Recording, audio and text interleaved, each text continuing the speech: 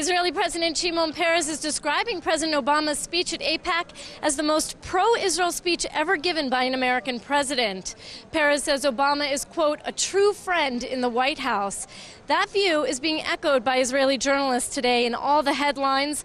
Journalists here are finally encouraging Israelis to embrace the American president, who's gotten a chilly response here for over 3 years. But most pundits also point out that Obama failed to meet Israeli demands for tougher threats of U.S. action in Iran.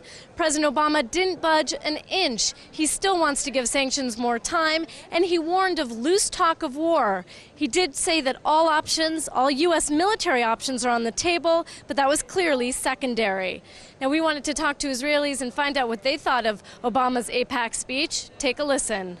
I was happy to see that America made a reasonable threat to use military action, but in truth, I think that Israel, as a country, should not rely on anybody, including the United States. I think what we learned from the Holocaust was that Israel has to be the never-again state. We should, A, never again allow people like Hitler to rise up, and we should also never again rely on anybody else, including even friendly countries, to do our work for us. I think diplomacy and economic sanctions and everything should be on the table first, and only later, like military attack, because it puts Israel in a very vulnerable place.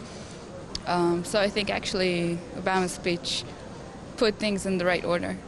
President Obama will attack if he need to. I think so, but not because of Israel, because he need to attack Iran, because nuclear Iran it's not a good thing for all the world, not just for Israel. But I don't think it will happen. It was too phony, and I don't believe he means everything he said. It was just to make a good impression about, for the Jews in America that want to, he needs their voice. And about Iran, he was tough enough with Iran. I mean, Obama said good things about Iran. It'll help us. But if I hope he will do whatever he said, and I don't think he will, because it was just a speech. It sounded that he's still has the same thing, that the options are still on the table, He didn't really address the Iranian thing so strong, as if most Israelis wanted to hear, like, let's take them out, Why do we have to live with this threat for? There's no reason for it. While President Obama's speech in general got good reviews here, there are still many questions about his sincerity. Many believe the AIPAC speech was designed more for Jewish voters and donors than the Israeli public.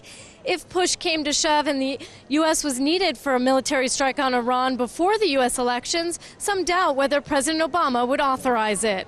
Jordana Miller, JN1, Jerusalem.